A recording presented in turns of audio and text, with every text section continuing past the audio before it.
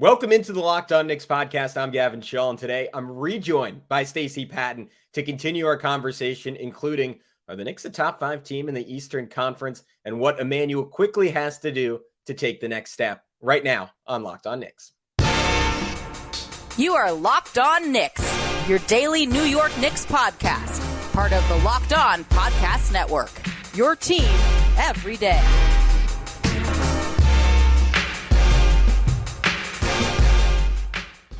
Hey, what's up, guys? You are Locked On Knicks, your daily New York Knicks podcast, part of the Locked On Podcast Network. We want to thank you for making Locked On Knicks your first listen today. And every day we're now available on all platforms. And you know this already. If you're seeing my smiling face, we are on YouTube. So please go. This is your Christmas, Hanukkah, whatever holiday you celebrate this time of year. Present to me. Go throw us a subscription. But who's talking to you? I'm Gavin Schall, your favorite play-by-play broadcaster's favorite play-by-play broadcaster. And this is part 2 of our post-Chicago Bulls recap. This one we're going a little bit more big picture on. We're going to talk about the Knicks' place in the Eastern Conference, and I'm going to talk Immanuel Quickley with my guy, Stacy Patton. But we start off talking about RJ Barrett. So without further ado, here are Stacy's thoughts on RJ's continued growth right now on Locked On Knicks. Yeah, I mean, and now, I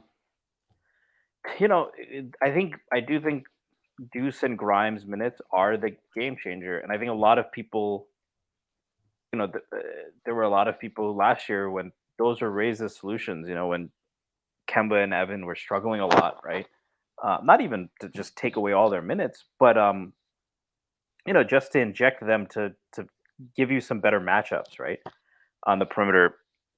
Those are thrown out as, I think even Brian Windhorst said today, he had a clip where he's talking about the Knicks defensive improvement. He was like, Deuce McBride's getting minutes, and a lot of hardcore Knicks fans were like, that's the guy when they were struggling. And I was like, that's the guy who's going to make a difference.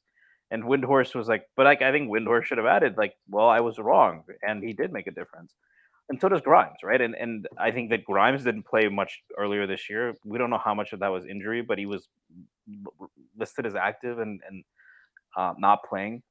Deuce didn't get to, and we saw it last year, right? The Knicks didn't really improve on defense. They finished 11th in defensive rating. Late in the year, they had some great defensive performances by playing, and it's not playing the young guys necessarily over the older guys. I think they could be doing pretty well, even if Fournier was part of the rotation still.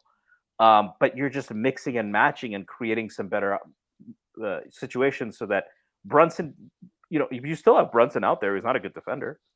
But instead of guarding DeRozan or Levine, he's guarding Alex Caruso, right? You could have had Kemba Walker out there, but the same thing, right? If you played him next to Grimes earlier last year. And I think that it's worth noting that, a lot of those, but I don't think that's going to, I think most people will go to, well, they probably weren't ready before, and Tibbs deserves credit for the development. And I don't want to complain better late than never. It's a little annoying that it took them this long to get here, but they're now at 15 and 13.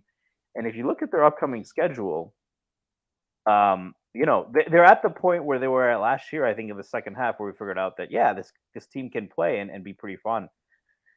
They have some winnable games coming up. They have this same Bulls team who they did have a hot 3-point shooting night tonight, but Gavin, maybe you disagree, but I think pretty much everything else went wrong for the Knicks in many ways. Yeah.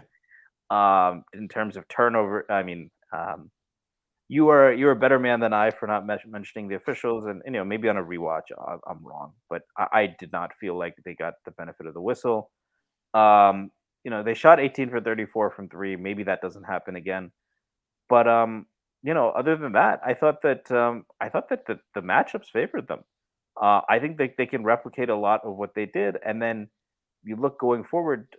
They have they have a couple of tough teams, but they're at home.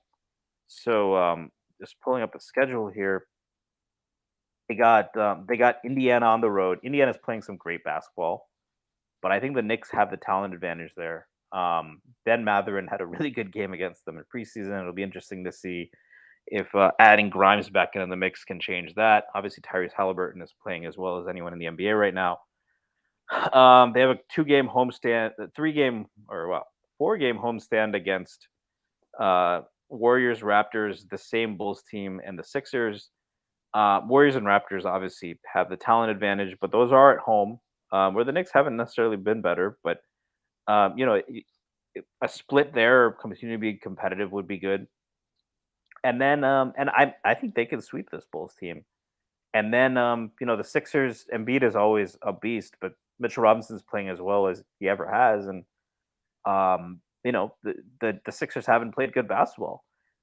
This is, I mean, they have the opportunity over the next month or so, I think, to stretch this out and maintain, stay 3, 4, 5 games over 500, and that'd be huge. And right now they're, you know, they're in the 6th seed, right, and just a half game back of Philadelphia. And I mean, this East really, I guess I'll throw this to you too. There's 3 teams I would put head and shoulders above the Knicks in the East. The Celtics, the Bucks, and I still have to say the Cavs, even though I thought they played terrific the last time they played the Cavs. Yeah. In a playoff series, I'm still going to take the perimeter shot making the Cavs can give them, the Cavs get from Mitchell and Garland. But after that, the Knicks overtook the Pacers tonight. I would still put higher odds on the Pacers being in the Victor Wembanyama sweepstakes than them making the playoffs, as good as they've been. Just because, you know, it would make more sense for them. But you look at the Nets have been playing really good basketball. They've been playing really good on defense. They're always an enigma, right? The Sixers have not been playing good basketball at all. The Heat are really struggling. And, I mean, the Hawks are the 9th seed right now. And, you know, the Knicks did face them without DeJounte Murray, but there's very few teams in the East that scare me, you know. I would, right now, I'd put only those 3 teams as like head and shoulders above the Knicks. Obviously, the Nets have the capability of getting there, and the Sixers probably do too. But right now, that's how I see it.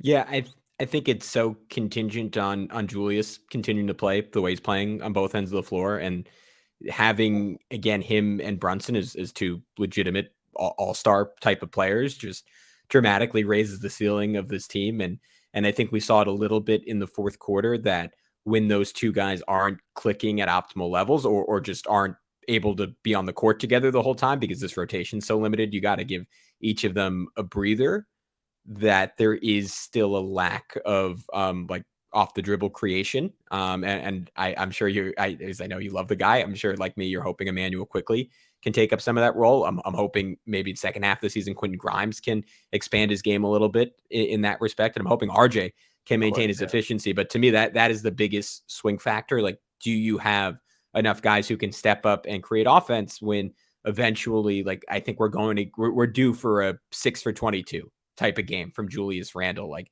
and maybe that just means you lose that one night and then he's kind of back to who he's been these last few games. But you need him to maintain, and then you need you can't have a spiral like that, right? Yeah, exactly. Yeah. You need more tertiary pieces to step up. And to that point, like, even when Randall's not shooting well, he has to keep doing all, like, his effort cannot be contingent on shot making. And I think for most of his Knicks tenure, it has been. So we'll get a chance to see how much that's evolved. But I think it's a good point by you, because look, I've gone over these last 5 games, and when the Knicks started 3-1 this year, right, I was super high on them, and I was talking myself into, all right, maybe they're quite a bit better than I thought they were. And then when they weren't, I was trying to apply that same level of pessimism these last 5 games. It's like, all right, well, Cleveland just shot really bad. Atlanta was missing 3 starters, one of them being DeJounte Murray. Charlotte is terrible. Sacramento is missing De'Aaron Fox. Tonight you're playing a Bulls team that probably is more frontline talent than the Knicks, but is missing Lonzo Ball and is really struggling. And you can do that individually, but when you look at a 5-game sample size, and at a certain point, you just got to say, like, winning in the NBA is tough. And this is the Knicks team. One of those did come against Cleveland, like, right?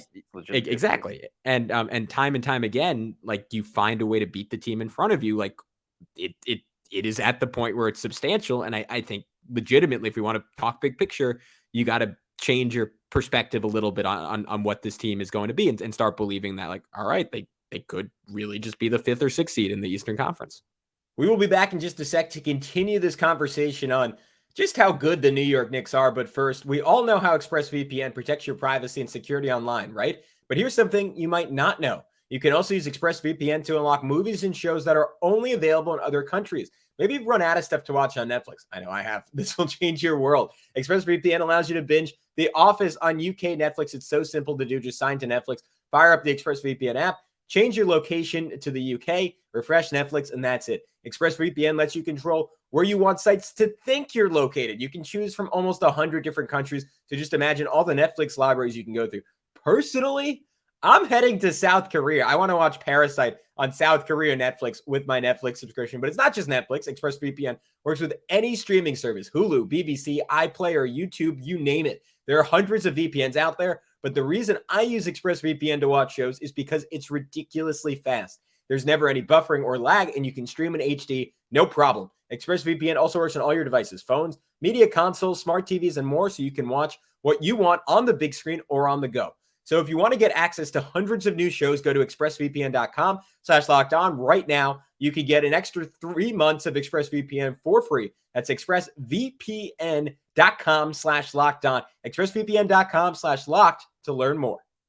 Yeah, and I mean, and we can debate the how important that is long term. I think since they're doing it on the backs of the young guys, that makes it a little bit more meaningful. And if Julius is going to play like this, then you have to count him as a young guy, right? He's 28, right? Yeah. He's and I mean, it's such a fine line between we talk about, man, Julius Randle is under contract for 4 years versus he plays like tonight. You're like, oh yeah, we have him. He is under contract for 4 years. We have him. We have a locked on Randle for the next 4 years. So great promotion. No, I think, and even before that, they played a pretty competitive game against the Bucks. I think I looked at that through more, I don't want to say rose-colored glasses because I don't know what color Leon Rose's glasses are, but I looked at that game. They lost the Bucks a little bit more positively than a lot of Knicks fans. But they played them tough. And again, that's a team I think that is head and shoulders above them. But I think the Knicks still profile as a team, especially they are what they've been under Tibbs for the most part, which is a team that's largely going to beat the teams that are below them, probably play the teams in their tier even, and then lose to the Milwaukees and the Golden States of the world. But I think there are fewer Milwaukees and Golden States this year, and last year a big issue was how many games they did blow against teams that they shouldn't have lost to. They've had a ton of blown leads. So I think that's coming out. And then the last thing I'll add is that, for those who would want to tank, and there is a lot of really good top end talent in this draft, the Knicks are likely to have 2 picks in the teens. Luka could go nuclear, and maybe their pick ends up 23, right? But even at that point, if you look at, I mentioned this on Pod Strickland. There's a guy who's 6'8", shooting 43% from 3, elite 3-level scorer who reminds some people of Carmelo Anthony. His dad is probably really good friends with Worldwide West. I'm sure this is a guy that the Walt Perrin and company have their eye on. And yes, I am a little bit biased, but Jet Howard's just a guy, and he would plug in. He's just a guy in this draft. He might not go over before pick 20 because there's a million guys like that in this draft.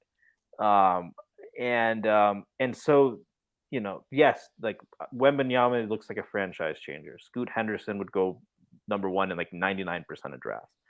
The Thompson twins are freaks. But there's a lot of guys who you have with the Knicks, I think the missing piece, aside from just like a superstar, is like that 6'7" athletic 3-level scorer who can switch on defense, right? That's why we all wanted the Cam Reddish thing to work out so badly. That is the missing link. That's what was frustrating about them trading out of the first round this year. And they should walk out with at least one guy this draft. And because the draft is so stacked, a lot of the guys that are going to be available are going to be good. So if you ask me today, like if they finish this season as a 5th or 6th seed, and I see that RJ Barrett takes a step, consistent 3-point shooting, picks up the defense. I really think the playmaking has been the most impressive improvement over the last couple of games, where he's not getting the same level of tunnel vision. And I think when he's open to passing, he's not just a simple read guy. This is a guy who's capable of he's been throwing these no look opposite corner passes. I'm not gonna say he's Luka Doncic, but he's thrown a couple of passes that are advanced stuff. He's capable of that. and you tell me that Grimes has established himself as like a high level 3-and-D player, Quickley looks like at minimum, like a high level two-way guard. You see all these things happening, and then you add another wing like that, or maybe two, right? Or like maybe one like wing who profiles as like a high level role player, like the kind of guy maybe we would have had in Devin Vassell if we took him. Get a guy like that, and then maybe another like flyer, right? There's because you can kind of get whatever you want in this draft. That's probably a better situation for them to be in than anything short of Wemby, Scoot, or the Thompson twins, which you're not guaranteed to get one of those unless you really, really tank. Yeah. And so I think that will be a pretty good spot for them to be in. I'm not going to argue that that's better than getting Wembanyama because he's nuts, but I think that the direction that the Knicks are in now, and of course, if they do get the 5th or 6th seed, it probably means Julius's contract isn't that bad. They're probably going to have an easier time getting off Fournier's contract in the offseason. Ditto for Rose. It's trending in the right direction. So, yeah, and I think the point that I keep coming back to is if you're playing the young guys and winning, like, sorry, there was never really an avenue to tank, right? Unless you were insisting on playing Derrick Rose 30 minutes a game, Evan Fournier 30 minutes a game, and then yeah. Well, he might even be an upgrade on some of the guys who were playing, but you're talking about a total dissolution of your culture at that point. And I was kind of like, just find a way to be as bad as possible. Like that was sort of my thought going into the season, and I'm with you. I've kind of come off that. So Stacy, we can end on this because you're Knicks Nation's foremost Immanuel Quickley stan and expert. So I would be remiss if I didn't ask about him specifically, even though we just did do a full episode on him. But I'm curious to get your take because he does so many things great, right? I mean, the defense in this game was outstanding. Three different steals where, I mean, this is what he's been doing all season, right? Just insane, like spidey senses level of anticipation, like knowing where the one outlet is on the court and getting to the spot before the offensive player does. Had 3 different interceptions in this game through a perfectly weighted lob to Jericho Sims off a really neat play that the Knicks like to run a lot to get him slipping around 2 screens, hit a pull-up elbow jumper that he never would have even attempted really before this year, hit a crazy floater where he was running to his right and then kind of just fading left and put it up with the right hand and swished it in, hit that big 3 that you mentioned, all that good stuff. And yet I keep, whenever I watch him, I'm like, this guy just, he doesn't really know who he's supposed to be or what he's supposed to do for this team. And I think what was so impactful for him his rookie season is that there was just a lot of clarity on his role and how shoot first, shoot second, shoot third he was allowed to be. And I think that gave him the confidence to be more ambitious as a 3-point shooter and to play as sort of a Steph light. And I think now that he has more options on the table and he is a better passer and he is a better driver and he has better players around him that he has to prop up, I think you see an identity crisis at times. But what have you made of his season? What did you think of him tonight? All right, guys, Stacy is somewhat of an Immanuel Quickley expert, so we are going to wrap up talking about IQ and what he has to do to put it all together, particularly in terms of his 3-point shooting. But first, you're hanging out with some friends and putting back a few drinks. A few becomes a few too many. As the evening comes to an end and people start to head out, you think of calling for a ride. Nah, you live nearby. You can make it home. It's no big deal. What are the odds you'll get pulled over anyways? And even so, what's the worst that can happen? Your insurance goes up. You lose your license. You lose your job. You total your car. You kill someone. Everyone knows the risks of drunk driving. The results are tragic and often deadly. However, that doesn't stop everyone from getting behind the wheel while under the influence. That's why police officers are out there right now looking for impaired drivers on our roads to save lives. So if you think you're okay to drive after a few drinks, think again. Play it safe and plan ahead to get a ride. It only takes 1 minute to change your life or someone else's forever. Drive sober or get pulled over. Yeah, I mean, if you told me when he was a rookie that he was going to be this level of defender, improve this much as a passer, I think Schwinn mentioned this, and so I think I have been on Pod Strickland at least the resident pessimist, relatively speaking, on Quickley this year, but he is still career high in potential assists. So the playmaking has been there. I think that you hit the nail on the head. It's just the play that everyone really seemed to criticize him on Twitter for was end of the third quarter. he shoots from like 30 feet, wide open, and it was because it was a 2-for-1. And Clyde and Breed immediately said, a lot of these 2-for-1s, it's a bad shot. I think that's a bad shot for Emmanuel Quickley. It's a shot he was taking a lot as a rookie. Nobody was near him. It's a shot he can get whenever he wants. That's the only time you see him take that shot now, though.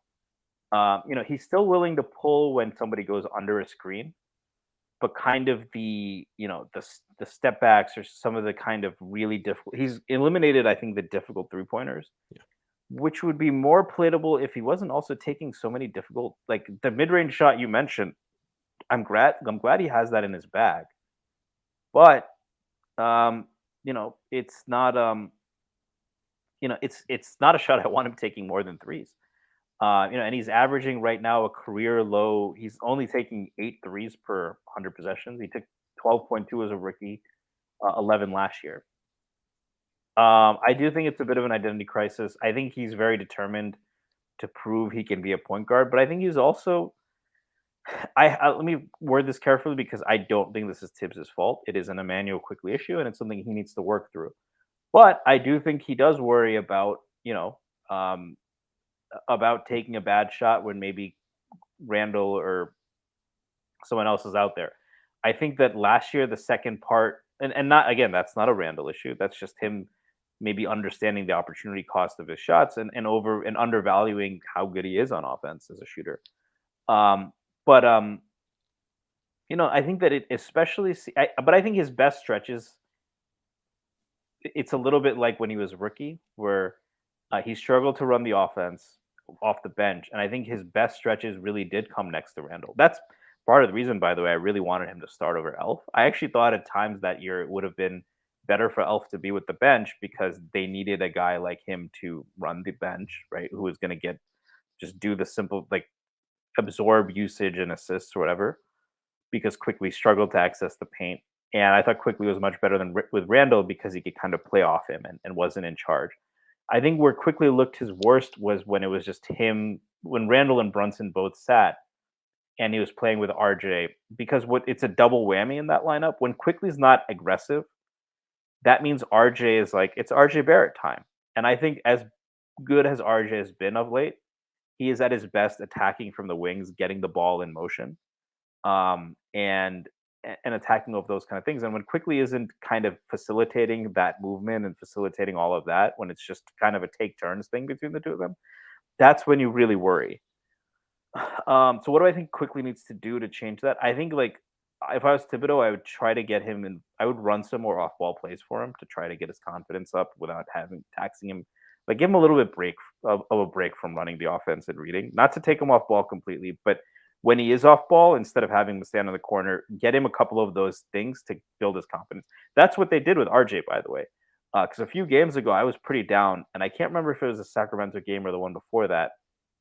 It seemed like everything changed when the Fire Nation attacked. Everything changed when he came off. They had a side screen set for him by Sims. Sims set him a screen. He got the ball on the move. Simple one dribble alley-oop to Sims. After that, everything changed. His shots started falling, and they kept getting him the ball in those situations. Like, some stuff like that would work for Quickley. And then I think also letting him run more pick and roll with Mitchell Robinson. I think he's played a lot of his minutes with Hartenstein, or he runs pick and rolls with Randall. Most of the time with Randall, the pick and rolls end up just a switch, and then you feed it to him right in the high post. Not criticizing it, but that's just not going to get Quickley going. But I think he's fine when he plays with Brunson and Randall right now. But when he's tasked he has to do more running the offense, especially since they have benched Derrick Rose and McBride isn't ready for that yet. And RJ and Quickley played well together last year when they played off each other. And right now it's just more of a take turns thing. And Quickley's reverted. The other habit that's been annoying me is Quickley's reverted to, like, last year, the second half, he was gnashing a lot more. Where he's not a guy he's not John Morant where he's gonna blow by you, right? Or Jaden Ivey or someone like that. He's often gonna have the guy on his hip. What he was great at was gnashing, or like putting the guy in jail, or like using a hesitation. Or God forbid it's Raul Neto or Neto. And Quickley just destroys him, right? With the step back. you're seeing him pick up the one thing that drives me crazy is he gets to the free throw line, doesn't have an advantage, picks the ball up, and then doesn't throw a live dribble pass, doesn't he has to reset completely. And we know he's got way better vision and he's got way more, handle and subtlety to do something better with that. And that happened a lot more tonight. But to your point, he had some great moments. I mean, he had a huge three on the step back, off after the pump fake. And then the other, I also think he's just passing up a lot of threes where he tries to drive. Where he's shooting close to 50% from 2-point range this year. So that has been a real improvement in his game, and that's probably why he's passing up some of those. But to what you were saying, I think I don't know if I'd go so much as an identity crisis, but it's we all do this, and he's testing and learning, right? This is how you train a machine learning algorithm. This is how people learn, right? You have to try, and then you err one side too much, and then you kind of balance the other way, like a seesaw.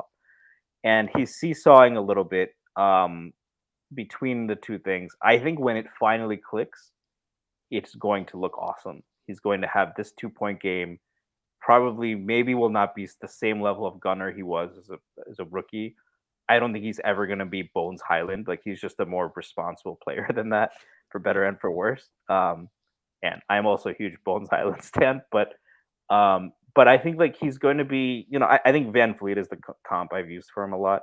Just a high level defender, and Van Vliet has struggled this year, but that's the type of player, high level defender, probably capable of running point guard, but probably a guy you want playing with and off of another ball handler, so that you ask who's the point guard, and the answer is yes, right? They can both do it, and they both can play off ball. I think when it gets there, it's going to look good. I do think it's going to get there. But at the moment, it's just a little frustrating because as good, he's been good at literally everything else. You just want 3-point efficiency and some of those kind of, really efficient performances that you've been seeing to come more frequently. But Yeah. I think they'll come. And I think that the Knicks have confidence in them. And if they didn't, I think Rose would still be playing. So. Yeah, I think efficiency and this was something Prez emphasized that I agree with them. Just volume from 3-point range, just getting them up and not hesitating. I mean, you were referencing. And I think those are play. related, Yeah. by the way, right? Because the confidence and the quality of looks, that'll probably taking more will actually probably help his efficiency. Yeah, I mean, it'll even out the numbers for a guy that I think we all agree has fantastic touch and is a very good shooter. But on that optimistic note, Stacy, very late at night, so I will let you go. But can you tell everyone one final time where they can find all your great work? Yeah, you can find me at Stacy Patton 89. I'm also on the Strickland, and we'll be putting out some draft stuff. So keep your eye out open for that. Pod Strickland, man. I listen every week. Always enjoy it. Always learn a lot. Stacy, thanks again, and we'll talk to all of you soon. Alex is going to come out with a preview of the next Bulls game, and then we'll have a recap for that game, weekend for the weekend, recap of the weekend game. Really late here, and then so much more on Locked On Knicks. But until then, be good. We'll talk to you soon. Peace out.